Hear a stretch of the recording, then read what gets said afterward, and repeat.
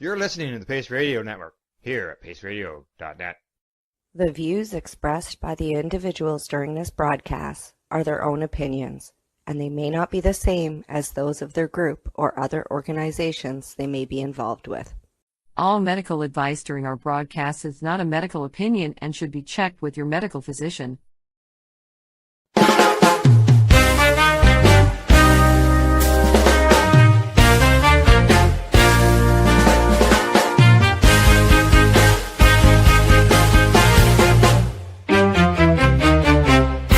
Look at all that money, yeah, the money that they've spent.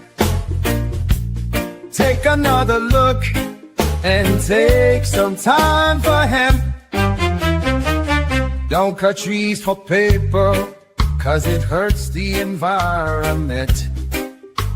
Stop deforestation, yeah, it's time for hemp. Yeah, it is. It's time for hemp, and I want to thank you for tuning in to the big broadcast today. And we are having a wonderful day here in the big studio. And we've been away for a couple of weeks because we've been on vacation. But now that we're back, we're letting the whole world know how important it is to legalize this plant all around the world so that we can utilize it for all of our creature comforts. I'm your host, Casper Leitch, and it would be groovy. My generation invented that word. It would be groovy if you could hit the like and subscribe button, and of course, share us with your friends. On the program today, don't forget, anytime you hear the word joint on the big broadcast, we ask that you hit your pipes, your bongs, your vaporizers, and of course, take time for hemp. I'm going to turn this program over to my joint hosts now because they are the clever ones. And we're going to kick this off with my good friend up in Canada, Al Graham for the Pace Radio Network. Hello, Al. Hello, Casper. How you doing? Pretty groovy, thank you. How's life in your slice of heaven today? Well, today it feels like we got hit by a heat wave. We've had frost warning a couple of nights, but today it's like 28 degrees on the Celsius scale, so that's getting pretty close to 80 degrees, if not 80 degrees on the Fahrenheit scale. So she's a bit warm. Well, I'd rather have it too warm than too cold. I can always stand in front of the refrigerator and cool down quickly. You've got a lot of things going on at the Pace Radio Network. You want to let people know what's happening there? Yes. Pace Radio Network, we have shows that deal with psychedelics as well as cannabis. We have patients that are telling their stories. We have news. We have content providers such as Time for Hemp. And we're also having a joint, a broadcasting system together with 420 Radio here in Canada. And we've put out the 420pace.ca website. And you can catch all our programming there. There's about 12 shows in total throughout the week. Nice. You guys are staying busy and getting the message out all around the world. I love it. That's right. Yes, exactly.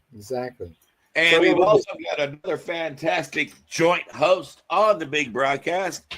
His name is Al Byrne, and he is the author of this fantastic book. Woohoo! That's 3D. That's 3D for you. And I would suggest that you get it at Amazon. Al Byrne, why don't you let people know about this groovy read?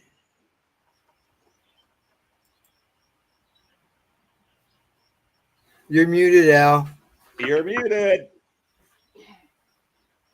Yeah, I'll tell you about the book. I was muted, but I wasn't talking about the book. I was saying that Pace Radio is also video. Al started in radio a long time ago, but don't think it's just an audio program up there in Canada. He's actually state of the art. Al is actually the guy behind all this stuff. I'm the talking head. Casper acts as the bitcher, the guy that tells the jokes and all that stuff. Then he gets into history, and that's a time when you really need to pay attention when Casper gets into history. So I wrote a book. Cannabis is something that I've been working with for about 40 years, and this is sort of the history of that 40 years. how I got into it, the country part is I did spend 24 years on active duty in the United States Navy. Best thing I ever did in my life. I highly recommend it to everybody. The book involves cannabis in the active duty military, how the military handled it and how I did. And then the rest of it is the history of basically of medical cannabis, how it became what it is today in the United States and indeed the world. And actually, in that regard, today, our guest, Dr. Uma Dhanabalan, we're going to talk about a little bit of world cannabis therapeutic values because she's back from India. Anyway, I'll let her tell you about it. So that's our guest today. Dr. Uma and I have been friends for a couple of decades, I guess. She assisted me greatly back in the I don't know, 14, 15, 16, 17 era. I was trying to put together a veteran program in the state of Washington, and Dr. Uma has a doctor's license there and the background to help me out. And we didn't pull it off, Dr. Uma and I, but we did get, we got it paid for and done. The University of Washington, their nursing school, adopted the information that we gave them. It became the first nursing school in the United States to offer a course for nurses about therapeutic cannabis and the endocannabinoid system. So we didn't fail. Dr. Uma and I did good things. We just didn't do what we planned to do, and that's okay. So Dr. Uma is a Jersey girl. She just told me she returned from her, I don't want to say what number it was, a class reunion in Livingston, New Jersey. So if you guys are around that area, you got a local here. Dr. Uma, where are you? You out there? I am. What a pleasure. I want to say thank you and happy to be back. And, you know, you hit on so many things. And I did just get back from Jersey, and we graduated, believe it or not, in 1979 when things were a little bit different in the cannabis world. And today we were supposed to have our 45-year reunion last year, but because of COVID, we ended up having an interim reunion, and it was in Lake Apacon at one of our classmates' place, and it was just absolutely beautiful. It was so nice to see people again and hear some great music. But, you know, so much has changed, and I am so happy to be a part of it. And Al, I thank you. You are not just a friend, you are a mentor. And, you know, you've taught me about advocacy and the word activism and what it really means to have knowledge, but then sharing it. And the military is another part of where I was at before I got into, in the sense of the military world, is I was working for the world's largest cleanup site for plutonium. So I was working at the Hanford site in 2010 when I first learned that we had an endocannabinoid system. And that was because of my mother. And I kept my mouth shut for many years. And it wasn't until after she passed that I said, you know, it's time for me to really speak out, because nothing was going to bring my mother back. And what I realized was it was stigma. It was really stigma and the fear of using this word cannabis in our repertoire in the medical community that could actually get us in trouble. I mean, and I felt that, and I knew what that felt like. But in 2012, everything changed. I said, fortunately or unfortunately, Obama had made it that there was a lot of changes. My job ended at the Hanford site, and I know what PTS means, and I like to drop the D because I say I'm not a disorder and I ain't a disease. We it's had post-traumatic stress. we had an I for injury, right, Al? Yeah, I use PTSS, sometimes syndrome.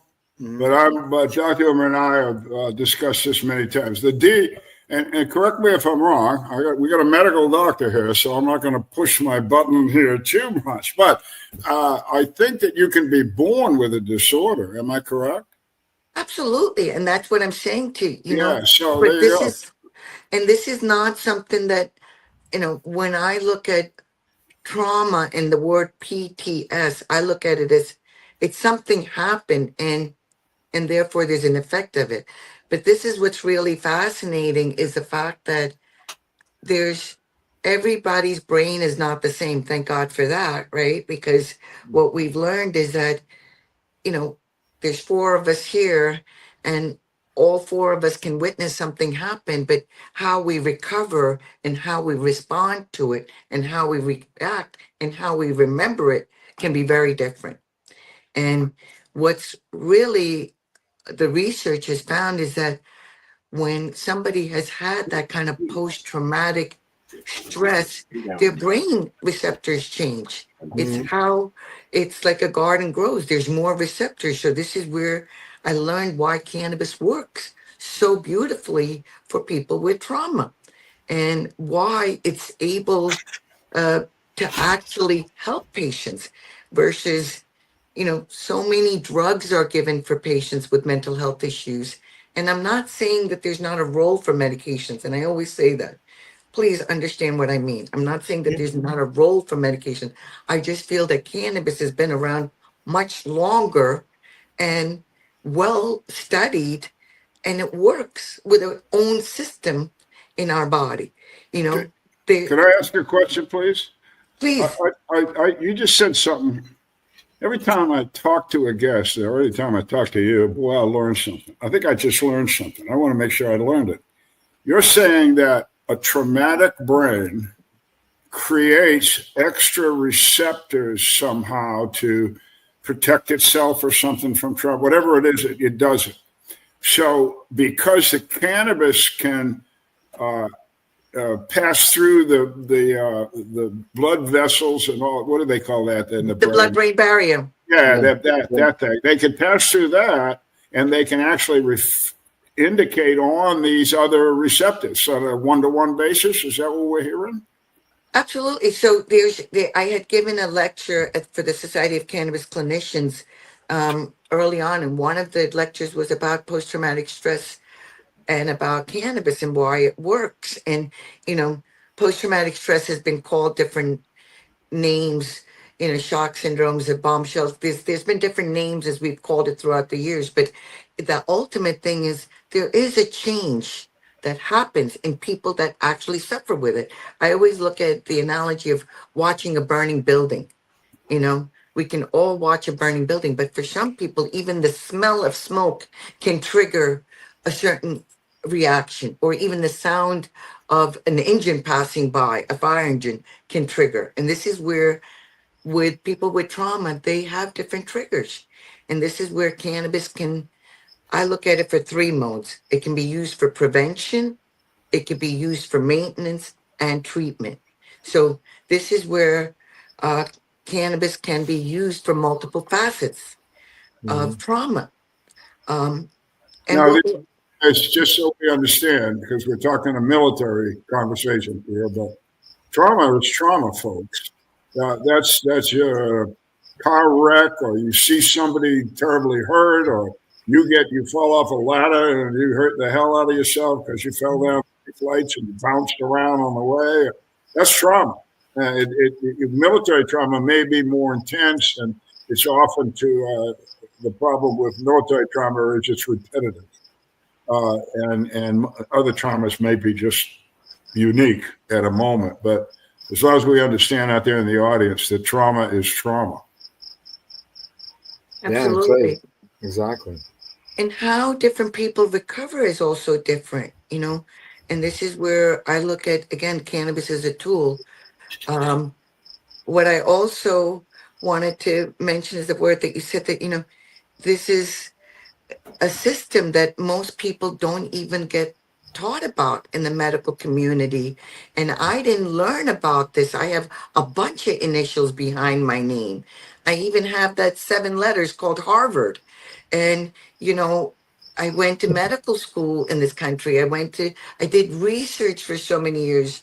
I'm double boarded. I mean, not that I just do one residency, I did 2 residencies and all of this, but never did I learn about the endocannabinoid system. And this is where in 2012, my mission was that I wanted to change the stigma regarding cannabis and for everybody in the world, to know that we have an endocannabinoid system. And what I had was my education. And then after meeting Al and Marilyn Mathers and Patients at a Time, I had this armory of mentors and knowledge that I could become even more outspoken and be able to show, like, look, this is not the new. And Al, you mentioned India. I was born in India and grew up in Jersey, and I've been going back and forth to India, but more recently I just returned back, and I had the opportunity to give one lecture to 5 different locations, and I modified it and I called it Global Health and Hygiene Solutions. I didn't even put the word cannabis in it because that's how I look at cannabis now. I look at it as a global solution, and I look at it as medical and industrial. That's it. As simple as I can make it to the world. Like, if I can make it that easy that you have an endocannabinoid system, all of us have it. And I like to use the word clear-cut medical. And I think when we use the word recreational, it confuses people. So I like to use the word medical. And so would you say that there's a saying out there, all use is medical use? Absolutely. You heard it, and I will stand right by it. You know, and I try to be funny about this, but I'm really serious. We don't tell somebody that your cardiac system is working medically between the hours of 8 and 5, and it goes into recreational mode between 5 and 8. You know, that's not how any other system works. Right? We don't say, well, your GI system is working medically during these hours and recreationally.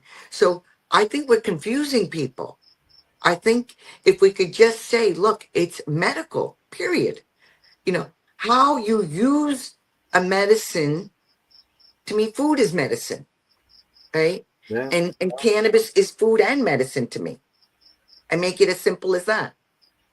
If you abuse it or misuse it, or just, you know, get addicted to certain things, that's bad, right? And cannabis, the one part that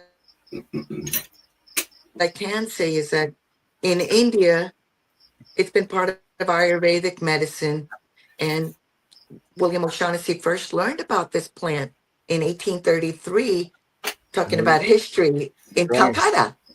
Yes. And So they know who O'Shaughnessy was? Those people you were talking to? They ever hear of him?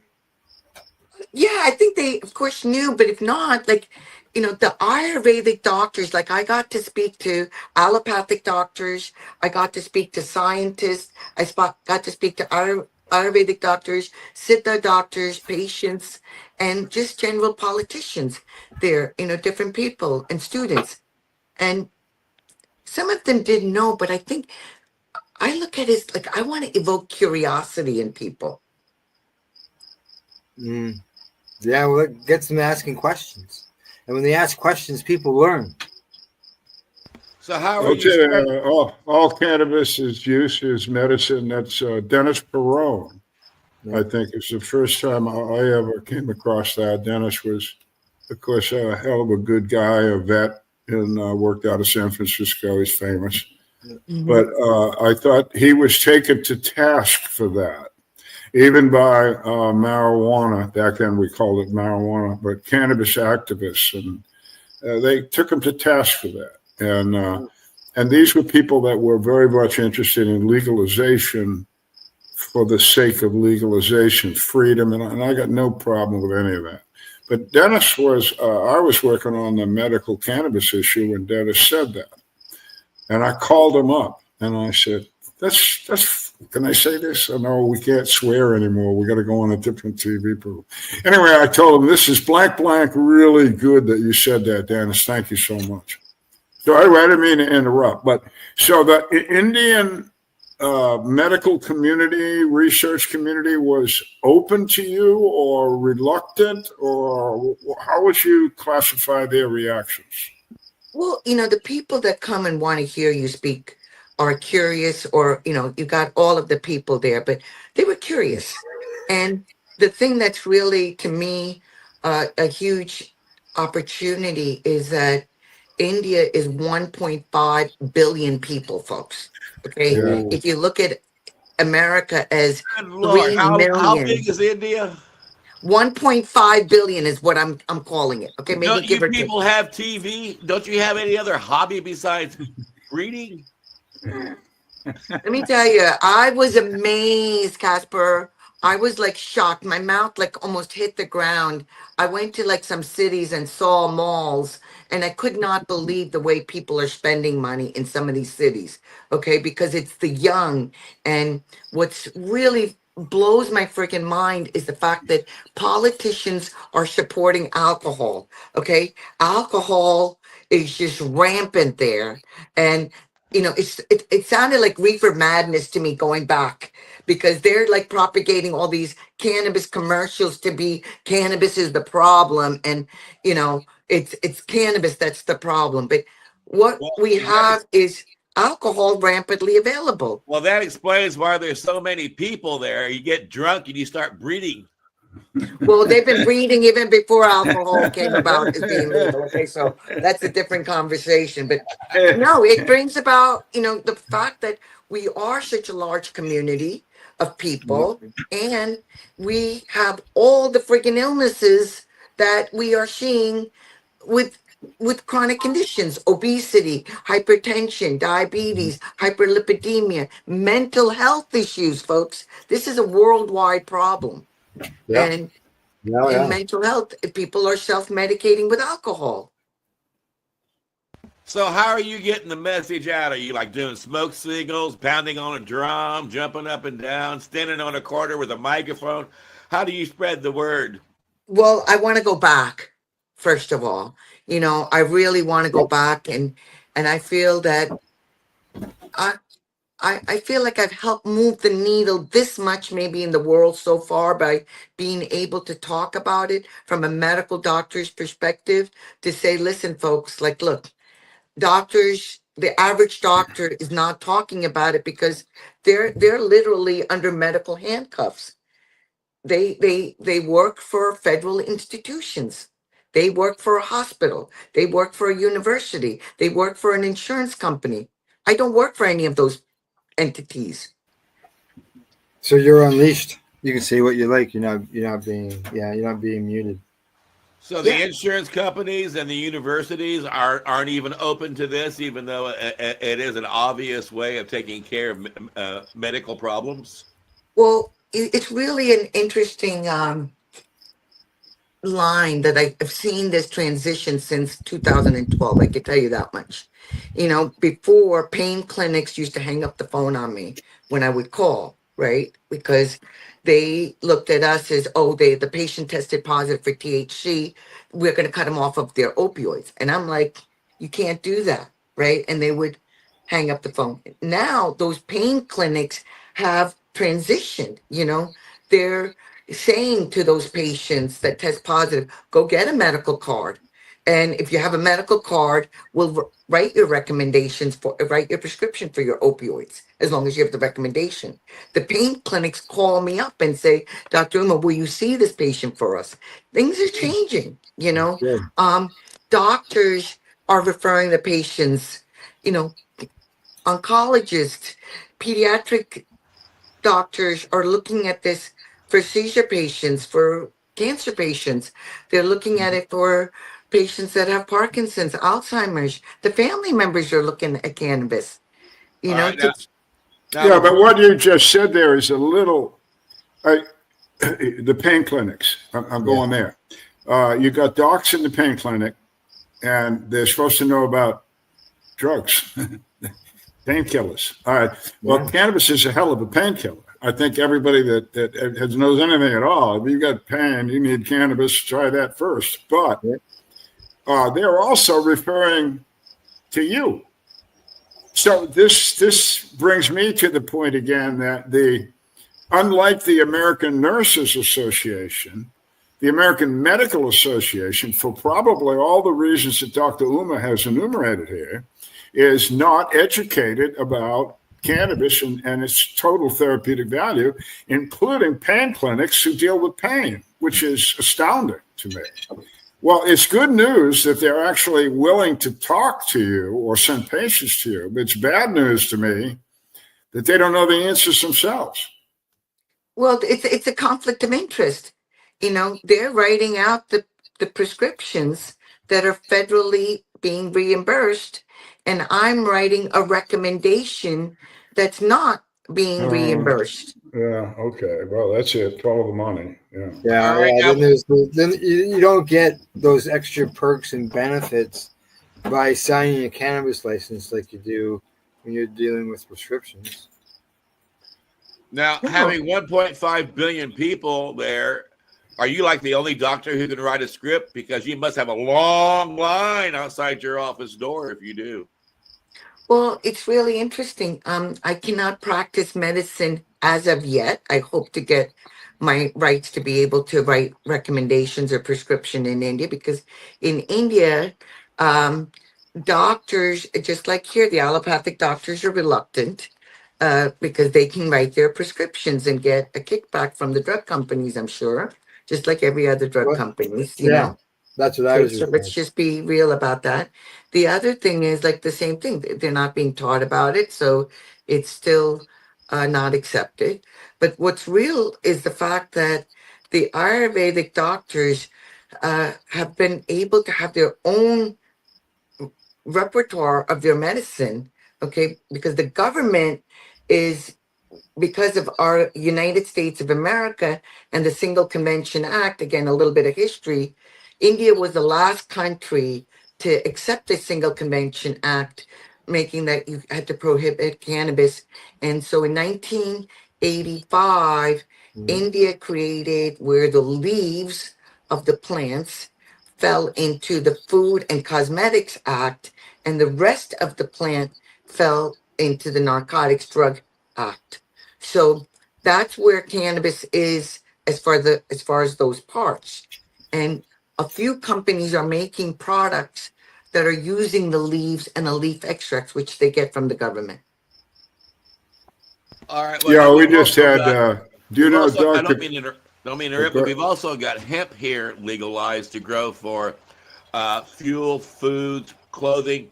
Are you able to grow a hemp for those different items as well, or does that leaf clause cover all that and prohibit it?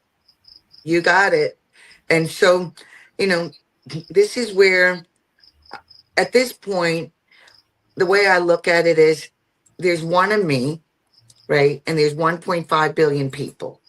And I want to leave it to the people to say, here's the knowledge, here's the science, and help create products that we can get in the hands of the public and the politicians. Because my philosophy is very simple. I am a PCP and so is everybody else. I love acronyms. So to me, a PCP is not just a primary care provider, but that we're all providing something. The first P. We are all caregivers. We are caring for somebody. If it's not ourselves, someone. And at the end of every day, we are patients. We are all patients. We too. Let's will shift have to the something, United States. and we do. Doctor, let's go to the United States, because this is, or Canada. I don't want to leave you out, Al. You know, That's all right, Al. That's all right. All right. So 2012, you got a fire lit under you, and that was a while ago now. So what happened in the medical community in 13 years, in your opinion, in the United States or in Canada or both? Well, first of all, Canada has legalized. America, more than 50% of the United States has some type of medical cannabis program, and adult use is come about. We've got some low-level THC programs. I think if you were to take a poll today and ask the U.S. population, have you heard about cannabis in your community? I'd say a good 80% would be able to say yes. You know, okay, but what about the DOs and the MDs? Well, this is the thing. There's no incentive and there's no mandate. And this is where, you know, Al, we talked about this. I feel daggone it. I have no shame, and I will boldly say this.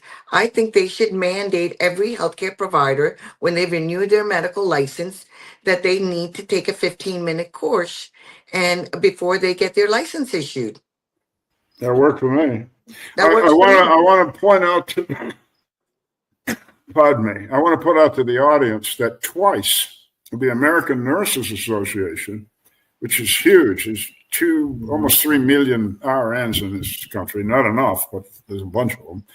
Twice that organization has put out a white paper, which has required every U.S. nurse to understand therapeutic uses of cannabis, including the knowledge about the endocannabinoid system. They've required it. They said, if you're going to be a nurse in America, you need to know this. But again, the American Medical Association has done no such thing. And I'll point out another anomaly. It's not an anomaly, really. It's the way the AMA works. And I'm listening to you, Uma, and boy, it fits right into my philosophy about those folks. AMA is a business. And one of the things that I learned back when I started Patients Out of Time, I went to the AMA, and I don't know how the hell I did it anymore, but we convinced these people that they should allow Patients Out of Time to have a conference that would accredit doctors, PhDs, et cetera, that came to the conference and listened and learned. ANA had no problem. Yeah, you want to do that? We're in. AMA took a while. But anyway, they did it. And they did it for another 10, 15 conferences, and I'm sure they're doing it all over the place right now. But they've never come out as an organization and said to their doctors, learn about this stuff. The Veterans Health Administration, which got involved with them, and we got medical cannabis in the protocol. Any vets out there that live in legal states, you can use cannabis and go to your VA, and they'll treat you, and you won't lose any benefits. Nobody will even say a word to you. They'll say, hi, how are you? Come on in. But that's the VHA. That's the largest healthcare organization in the world. And they have declared cannabis as a medicine. Yet we sit here with the AMA saying nothing. I think that's an abrogation of their oath, is frankly. Well, it's like here in Canada, Health Canada doesn't recognize cannabis as a medicine. They have said that? No, they don't. Yeah, they don't recognize. They haven't said it either. Yeah, okay. Yeah, it's not. Yeah, it's not listed. Even though my shirt says Canadian healthcare. Yeah. There's something wrong with your peer group, Irma. Yeah, Health Canada. It's not even though like patients are licensed to grow or consume it. It's because the courts forced them to do that, as far as the medical program. So, yeah. It bothers me a lot that when I go to India, and I was amazed in the villages. I mean, I went back to this past year because my dad had passed, and I wanted to do all the rituals of taking his ashes back. And I went back to the villages, and it's nice to see modernization. But then when you see like people on statins just treating numbers, I just feel that they're just throwing pills at these people. And then, they throw Ambien. I mean, these are very powerful, addicting medications that village people are put on, and they have no idea. And I'm like, the party pack of 5 is the average American, something for blood pressure, something for diabetes, something for cholesterol, something for reflux, and something, for anxiety or depression. It's either, this is the party, like everybody's on a pill, right? And when I see a country like India, and you say, if 10% of India gets impacted, that's 150 million people, folks. Yeah. That's half of America being impacted. Well, that's a lot of people who also might be dealing with side effects that they're not aware of. And some of those medications you're not allowed to stop taking without the help of your doctor. And if they're in a village where they don't have a lot of money, sometimes after a year or two of taking it, I would assume all of a sudden they just stop. And that also causes more complications. Am I correct? You know, this brings a whole nother list of things. Like, this is the beauty of cannabis, right? That's the most beautiful thing about cannabis. Somebody could just decide they have to go somewhere and they can't take it, and they stop taking it, and they're not going through withdrawals and going to die. I tell this to my colleagues. I said, if you can take away one fact today, take away that fact that withdrawals are not going to kill a patient that's on cannabis. But I can't say that about other prescription medications. Some maybe you can stop, but you can't say that about all prescription medications. Yeah, we have to. But I wean you certainly out. can't say it about alcohol, and I've seen enough of that with veterans. That whole deal is just, it doesn't make sense. Well, I know that you, Uma, have preached for a long time that cannabis should be the first choice, not the last. And how's that going? You know, it's really kind of, you know, I think we're breaking those barriers. I really can say that because I'm like, I say this, you know, cannabis is not for everybody, yet it should be a first line option and not the last resort. I feel very strongly about this, but not everybody has that as a choice in their state. But one plea I'm making out there, one plea, and this is a global plea. If you hear cancer, please, let's just incorporate cannabis for those patients at least. I beg of these people out there that if we can say a cancer patient should be given this right to have this in their possession, the people that taking care, that would be a great start. And you know, the oncologist now, I even spoke to somebody earlier today, and I'm happy to see them not butt heads with me and say, yes, Dr. Uma, thank you very much for helping these patients with that. You know, they're not saying no anymore. Good. Yeah, They're more open, I had a dermatologist a while back when I lived in Virginia. Great guy, John Hendricks, and his wife worked at UVA Hospital as a cancer doc. And so I would talk to John about using cannabis as a topical for my skin cancers. And he was all for it, and I can tell stories about that, but that's not about me right now.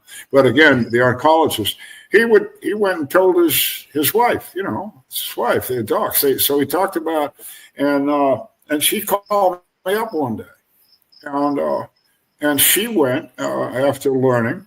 She went back to her unit there at UVA Hospital and started giving lectures to the other oncologists, and that was years ago, 10. So yeah, I would think of all medical specialties, the oncologists would be the ones that would be on top of this first, but maybe not. Well, the oncologist, and you know who else has really benefited is, I mean, I have my youngest patient, like I said, is a 1 month old, and my eldest is 98. So get the time, guys. Get the time. So one thing that's really important is for people to understand that. Dr. Uma, you disappeared. Dr. Uma, we lost you for 30 seconds. Can you So yeah, it's okay. You're back. Just start off again, if you will. You had started again with a month old to a 98-year-old. So I have a full spectrum of ages that I take care of for various conditions.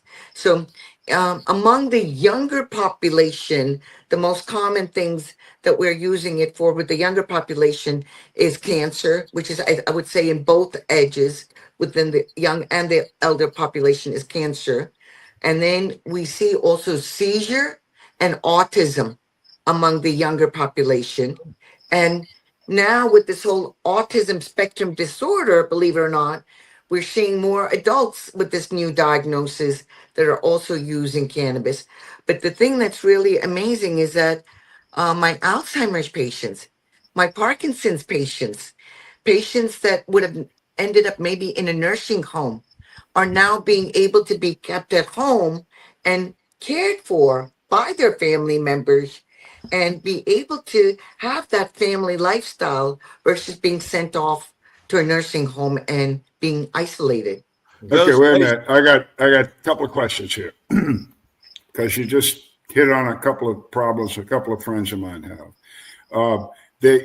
First of all, how are these patients, a 1 month old or 98? How? That's just a two-part question, but go with this one. How do they dose them, and what's the method of? They're not smoking it, are they? Or are they? Oh, very interesting question.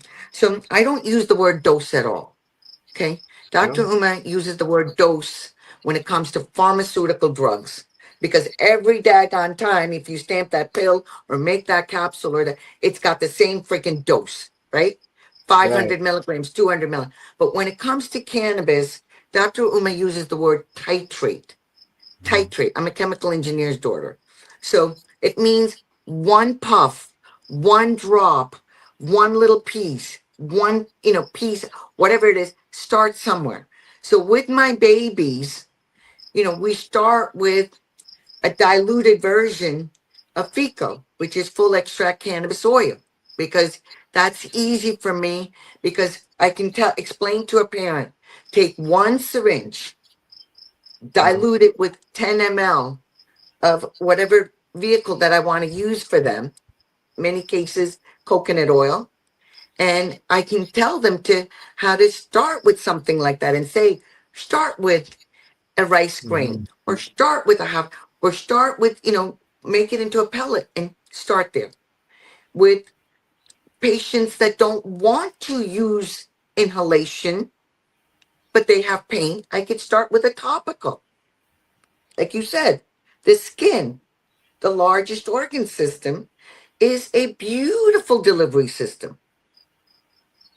Well, we have a common denominator with, of course, you helped my daughter out, so and she's very appreciative of that, and she and you have the same source of FECO, and again, she uses. My daughter, guys, is like 58, and she uses a half a grain of rice. The equivalent of a half a grain of rice a night. And it has helped her sleep. She's been sleeping beautifully. It has helped her with menopause problems, hot sweat, night sweats and stuff like that have gone away. So the FECO oil, though, again, for the audience, Doctor, it's a high it's made from the whole plant, guys. The whole bud of the plant, the flower of the plant. That's why it's called full extract, as opposed to what you hear a lot in the news about CBD. That's a compound. That compound will be in FECO oil, but there'll be a hell of a lot of other compounds too. And don't get worried about compounds. There's like 300 compounds in a tomato. So it has nothing to do with anything, except they're all pretty good. So when we're using FECO oil for the audience, Doctor, you got to be really careful where you get this, right, and who makes it. I want to, could you stress on that? Because if it isn't the right stuff. Absolutely. One of the first basic things I want people to understand about this plant is it sucks up everything. It's a bioaccumulator. Wherever it is planted, whatever it is exposed to, and I call it the SAW solution lecture, the soil, the air, and the water, all of these things, whatever your soil is, if it's hydro, your liquids that are in there, if it's outgrown, the soil, all of this is what the plant is exposed to, and it is absorbing it. And my background is also in heavy metals. I did my fellowship at Harvard in lead. And this is why I'm able to speak so boldly about certain things, because what I know is there is no little amount of poison. Okay, there is no, I need a little bit of arsenic, or I need a little bit of mercury, or a little bit of lead. There is no such thing like that. So when this plant gets harvested and made into medicine, and especially in this process where they take the whole plant, roots and all in maybe in some cases, but for the most part, it's the leaves, the buds, and everything from above, and it's going through an extraction process, and it is being concentrated. So if there was a little bit of anything, it's now being concentrated into everything that it's made out of. And now what we called as medicine has poison in it. And I have a problem with that. Okay. So we need to know that people have to understand, where did your medicine come from? Who produced it? How was it produced? Was it a solvent extraction? Was it a water extraction? Was it what did they do to it? And we don't know the questions to ask sometimes. So we're relying on other people to give us this medicine. So what is the recommended type of extraction? Well, this is where it depends, depending on what you're trying to treat. So when we talk about FECO, it's usually an alcohol-based extraction. And it could be with CO2 that they can do certain, but again, you're removing certain things. But the old extractions was alcohol-based, okay? That's how they created these FECOs. Put the whole thing in, alcohol, let it sit, extract it out. But this is where, if the alcohol is completely not removed, it can be toxic. Right? Yeah, exactly. Okay, so titration, that's a big word, huge word. When you guys smoke a joint out there in the audience, you take a hit and then you let it go and then you take another hit and then you say, man, I feel pretty good. That's titration. You're finding out what your body wants and you're reacting to it because cannabis acts very quickly in that manner. And you had enough. That's titration. So that's what Dr. Uma is saying. So now okay, that's a little key. Now, I've said this story before, and I know you knew it, Doctor, but in Jamaica, for instance, it's been well determined that one of the first things a Rastafarian mother will give to its infant after birth, first thing on many occasions, is a titrated dose of cannabis in a tea format, cannabis tea. And we also learned, and Dr. Uma will tell me this is right or wrong, but Dr. Meshulam's lab in Jerusalem years ago, one of their researchers, a beautiful lady who's gone now, came to our conference and told us that if you take cannabinoids, the compounds cannabinoids, out of mother's breast milk, the kid won't suckle. They did this with mice, not with humans. They're not going to do that, but they found out that the removal of these cannabinoids, the baby mice stopped suckling, therefore they stopped eating, and they died. So again, this idea of treating an infant that Dr. Uma talks about, this is not crazy. This is, in fact, really smart. But again, our medical community has no idea. Now, when we get to older folks, I know the answer, but I'm going to ask it anyway. Not only are you, I think, you're doing two things. What I heard in your story, these people are being treated with cannabis, cancer, let's say, and it's having some positive effect.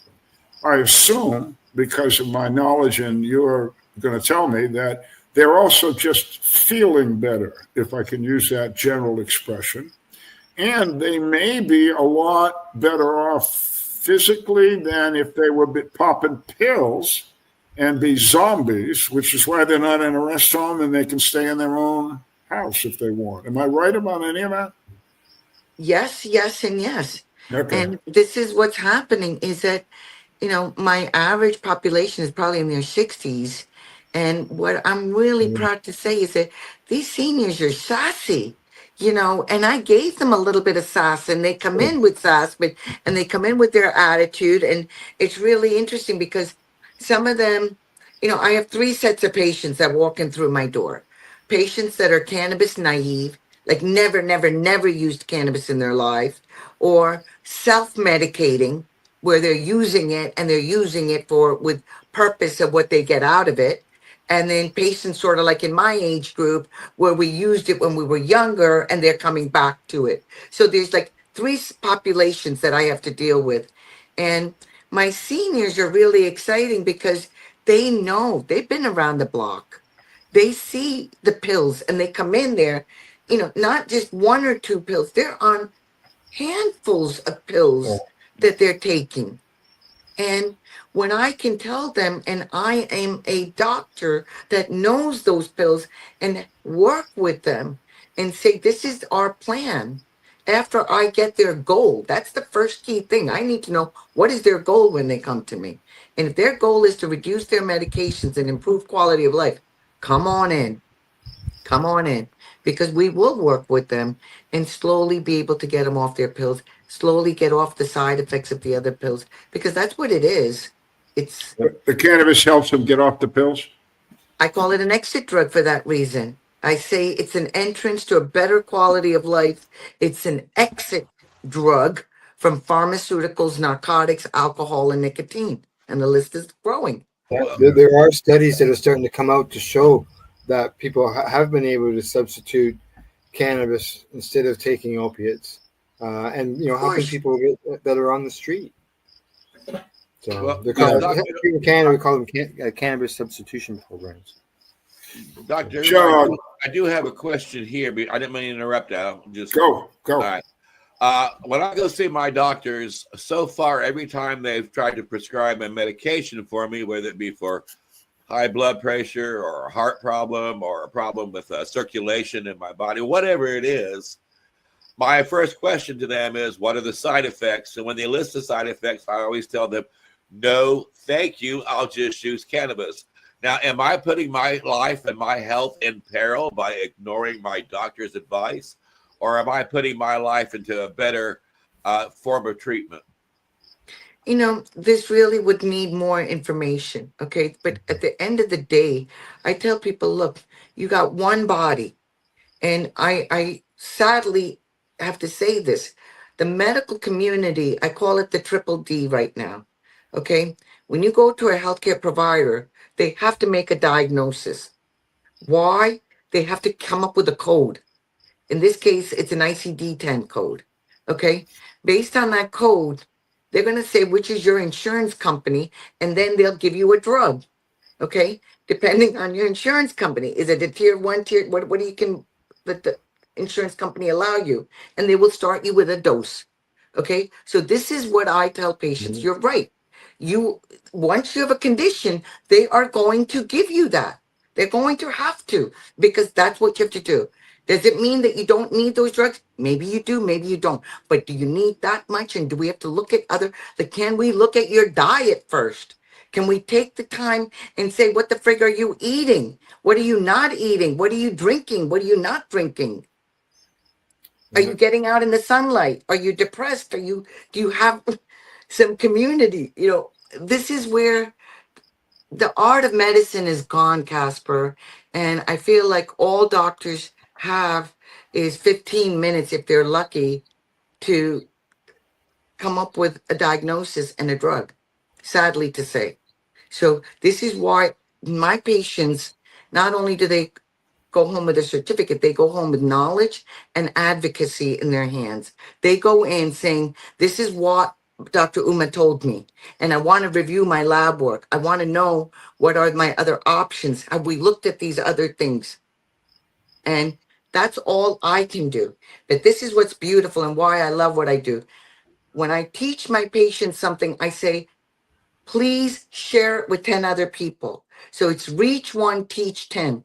And that's what's proliferating our message. And that's what I believe in. I've been one person, and we've been proliferating this for now close to, over a decade plus.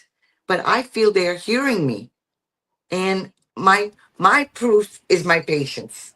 Yeah. And all the people behind me and above me and with me and right here. So that's the grace of what I can speak so boldly, because here's my patients. Come and see what they do. Exactly. Patients are proof right there in the pudding that cannabis can be beneficial for patients, and gives them another choice. Like, instead of taking opiates, knowing that there's all this addiction issues, But if they can learn about cannabis as as an option, and who knows, maybe it won't relieve all the pain, but maybe it'll dull it down just enough in order to improve their quality of life. And like you said, you tell one person, they tell many more, and it spreads. Well, that's how U.S. veterans learned about all this. One guy told another guy, who told 7 more, who told, and we trust each other. Veterans don't lie to each other. We know when that's going on, and it's usually a joke. But when we talk seriously to each other, we pass serious information. And that's how the veteran community in the United States, anyway, came on to cannabis. With their brothers and their sisters saw that my buddy's life has gone to shit here with alcohol and pills. And, gee, maybe I can get Mary and Joe or whoever to light up and lighten up at the same time. And I worked for 5 years, as somebody knows, as a counselor for veterans, combat veterans, for 5 years for the Agent Orange program and the VA. I got paid by both of them. And I saw that over and over, hundreds of times, not just my clients, but the guys I was with, the other advisors, the counselors were all combat vets, and we all had clients. And every one of us could see continual improvement when we pulled a vet out of the wards and got them off the pills and got them on cannabis. And we also saw that getting them off the pills while they were using cannabis seemed to really, really help with their withdrawal symptoms. That it was much, much minimized, made it a lot easier for that kind of transition. And it was universal.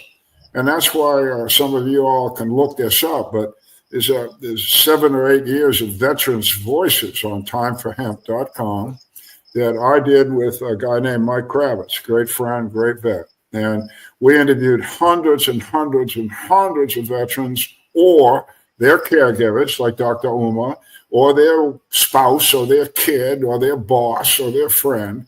And I never heard in all those hundreds of interviews anything but the same thing. That cannabis has helped me improve my life. And that's why I asked about the elder folk that you call them seniors. And I like that better because I'm elderly. Senior sounds better. So yeah, it helps with attitude. It helps. It's just something about this cannabis plant that when you start using it therapeutically, medically, it just makes your life better. I don't understand why. I don't really care. It makes my life better. It does, because we understand that it's working. We understand the mechanism now, that there's a system. And just like we look at the nervous system with a presynaptic and a postsynaptic, I call it like the pitcher and the catcher. The pitcher pitches the ball and the catcher catches it. In this case, the catcher is the one making the ball, or in this case, the endocannabinoids, and throwing it in response. And it's a retrograde mechanism. And that's how cannabis works. It's able to help boost up that dopamine. It's able to boost up that serotonin. That's why it works with Parkinson's. That's why it makes you feel happy. I call THC the happy cannabinoid. And that's how I teach it to a lot of people. I'm like, look, if you can't remember all the funny things, just remember happy. If you can remember happy, you're healthy, right? And if you can think of it as THC, that's what's making you happy. And the other thing that I'll mention that is very important is healthcare providers need to understand that. Get the time. 58:23.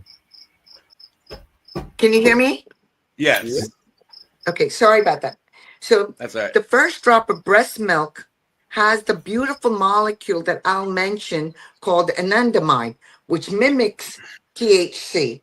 And it fits like a lock and key.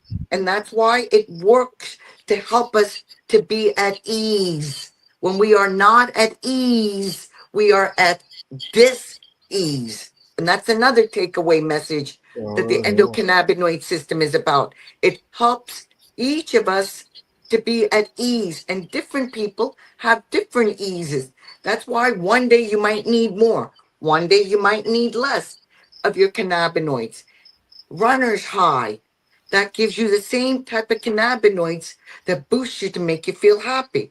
This is where nutrition, getting the sunlight, eating right, thinking right, doing right, these are all natural ways to boost up your own endocannabinoid system. So we want people to be aware of these things as well, and to understand that there was a medicine that was made that was blocking CB1 receptors.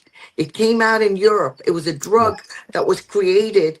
Thank God it never made it to the United States, because they said people that use cannabis get the munchies. So let's just block it, pharmaceutical company. And yeah, people lost weight, but then they died, suicide. And I am very, very concerned, and mark my words on today's notes. This new drug that's out there that people are losing all this weight, this GLP-1s, Ozempic and all these drugs. I am very concerned that these will have the same effects of mental health concerns and suicide when these patients stop these medications. I am very concerned about some of these drugs out there. Yeah, you Okay. think they learned from the past that They don't. shutting off those receptors, what damage could do. I know that one of the documentaries that I used to show in cafes, they talk exactly about that drug and how it led to suicide with so many people. And the thing that I have concerns now with is also with cannabis. Before I used to say boldly, nobody has died from a cannabis overdose.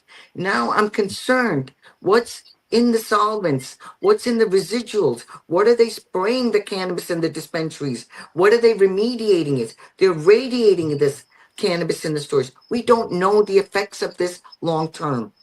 Yeah.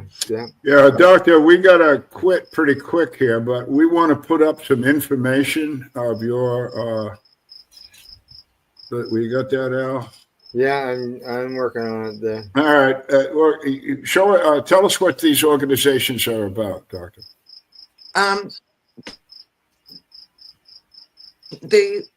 Which organizations? I got the Uplifting. I got the uplifting here.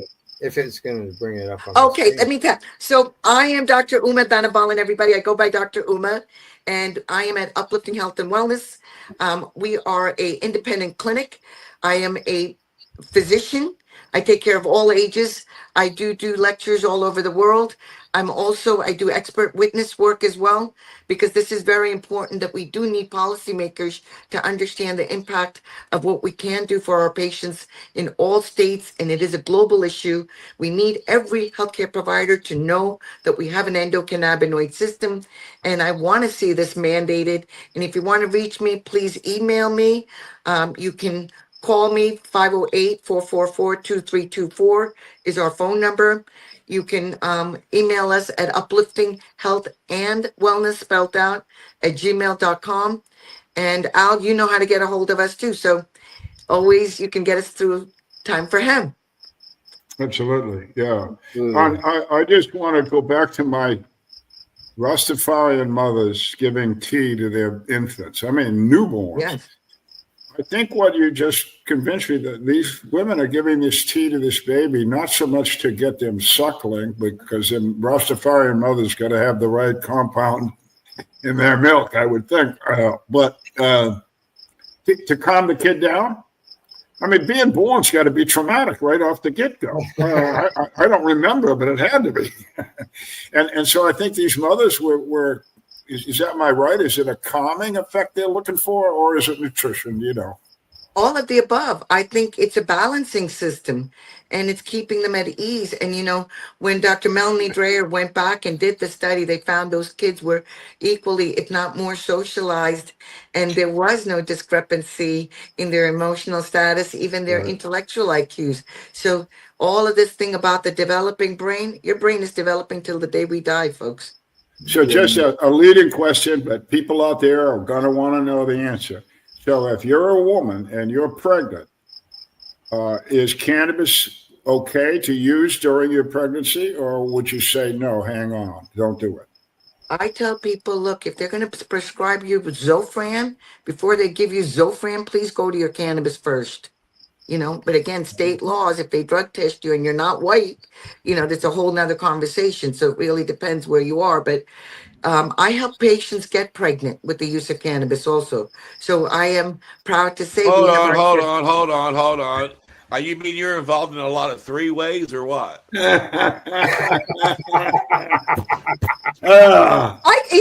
I guess you could call me I guess I'm right there in the middle of the whole conversation. So yes, maybe I am involved in that three-way of the decision making. And I tell people I have my canna babies. So, and it's equally important for sperm activity as it is for in conception. Wait a minute. It helps with sperm production. Yeah, we're off subject here, but this could be a whole different show. Oh, absolutely. They always say it decreases it. Is what yeah, that's what I've been hearing. Yeah, I would love to have you talk to my men that are getting all their women pregnant. Maybe they're on something else then. Yeah, bring a few on. I got 3 kids. Hey, Doctor, this has been a hell of a good time. Thank you so much. Oh, thank you. We do this just because we don't know what else to do. We call ourselves the 3 old geezers, and it works pretty well. That's a good description. It's but awesome. You've lightened up our life here. Very great conversations. Thank you again so much. Yeah. God bless you guys. And remember, reach 1, teach 10 today. Well, love you guys. And on a couple of notes, when I was a teenager, the neighbors in my neighborhood pooled their money together to get me fixed so I wouldn't breed. And my mother didn't breastfeed me because she said she didn't think she knew me well enough. She didn't feel that close. So that's true. So now, Dr. Uma, it has been a joy having you on as a guest, and I'd love to have you back on and again in the future. And I find you to be delightful and very brilliant. And it's nice to know that you went to Harvard. A friend of mine that everybody loves, Dr. Fraser Crane, also went to Harvard. So yes. I don't know if you graduated with him or not, but no, I don't know what year you guys. I was there at Harvard from 98 to 2003. Wow. And I love your sense of humor. You are charming. So thank you for being our guest today. God bless. Love you guys. Virtual hugs. Al Graham, like you said, you do a groovy radio network up there in Canada, and I think everybody should find your work. You got a lot of brilliant talent working with you, and you got a lot of amazing messages to share. Why don't you give yourself a shameless plug here on Time for Hemp? All right. First, I'm going to say thank you very, very much, Dr. Uma, for coming on to the broadcast today and talking about cannabis and your patients and stuff. Just so you know, I just got a vehicle to start up beside me. And Pace Radio, people advocating cannabis education. You can find us at paceradio.net. Programs released every day of the week. And Al Byrne, you are a brilliant writer and an author about this wonderful movement called the Hemp Movement. Tell people again about your book and how they can find it. Well, you can get it anywhere that you can buy a book online, Apple Books, Amazon Books, Barnes & Noble, Thrift Book, pick your winner. That it's a book that does include, I wanted the history of medical cannabis to be remembered. So this was my method of doing so. And in that book, I mentioned people that are leaders in this field. And Dr. Uma is well represented as one of those leaders in my book. And she should have been, and she is, whatever. So if you really want to know about cannabis, how it got here, and there's a lot of information, a lot of these things we've talked about here, from use as an infant to withdrawal from opiates, it's in the book. And it tells you how we know that and who found it and all of that. So again, it's there, it's available, and I hope you read it. I think it's a valuable book for healthcare professionals. If you're out there and you got a doctor or somebody that really isn't paying attention, and you got a few extra bucks, buy them a book, give it to them. They'll probably read it, and if they read it, you'll make Dr. Uma's life a little easier. Thank you for listening to us today, folks. It was fun. And I want to let people know that we do have a lot of fun here on the big broadcast, but in between the laughs and chuckles, we try to get some information into your ears that you can share with people around you. That will make the world a better place. We've also got an amazing archive at timeforhemp.news that we encourage you to check out. There's a lot of voices in there that have a lot of information that would also benefit you and your community. You can also find free music downloads at the timeforhemp.news website and free newsletters to share with your friends, because we think the whole world needs to know how important it is to take time for hemp.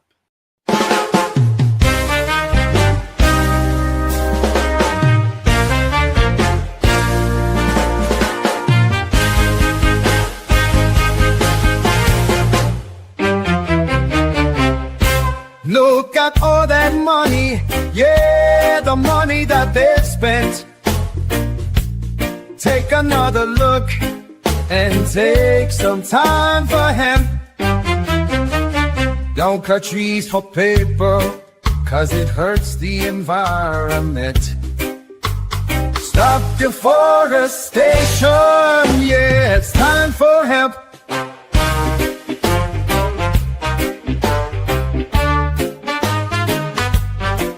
Well, an acre of hemp makes 20 barrels of oil. No need for pesticides to poison all our soil. People got no food, they got no clothes, they got no rent. Well, it's time for hemp.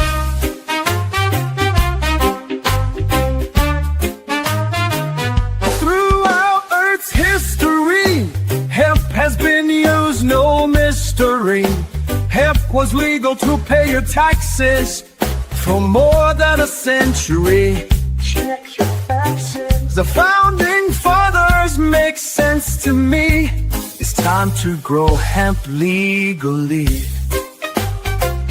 Think of all its uses. It's money that's well spent. Right now, no excuses. It's time for hemp.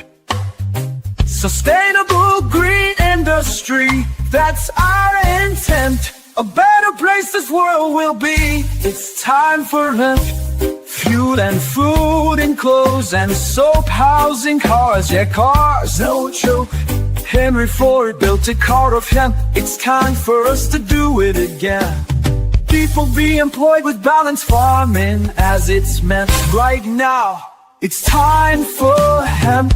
Hemp is a true necessity for the wealth and protection of this country. These are words of Jefferson Thomas. He grew hemp, why not us? It's time to lift the hemp band. It's time to lift the hemp band. Yet we can. I know we can make a difference. Yes, we can. Yes, I know we can. We can work together and lift the hemp band. Look at all that money, yeah, the money that they've spent.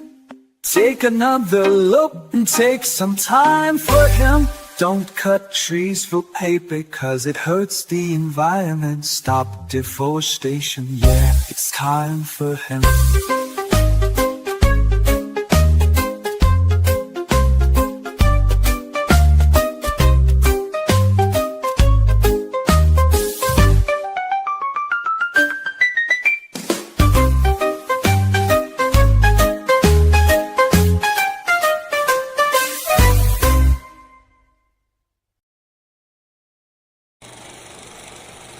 Time for Hemp is a Pace Radio Network content provider.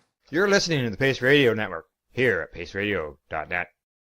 The opinions of the individuals during this broadcast are their own, and may not be the opinions of their group or other organizations they may be involved with. All medical advice during our broadcast is not a medical opinion and should be checked with your medical physician. Enjoy the buzz of legalization with Campbellford Lifestyle Shop. From lights to plant nutrients, books, consumption accessories, and more. We've got all your basics to grow or consume cannabis. Visit our info center or take a look at our piercing services and body jewelry, now available in-store through Campbellford Lifestyle Shop. 17 Bridge Street West, Campbellford. Limestone City Hydroponics is Kingston, Ontario's hydroponics shop. Take your growing to the next level and create the optimal environment with a tent kit, or maximize your yield with an ebb and flow flood table kit. Either way, Limestone City Hydroponics has more sizes and options to fit your needs. Are you looking for the power of the sun that adapts to your budget? Then look no further, as they have professional grow lighting. They have indoor grow systems that are easy and cost effective, with many options to fit your living space and lifestyle. Cultivate your growing potential. We have everything you need to succeed. And if you can't make it to the store, they offer local delivery to the greater Kingston area.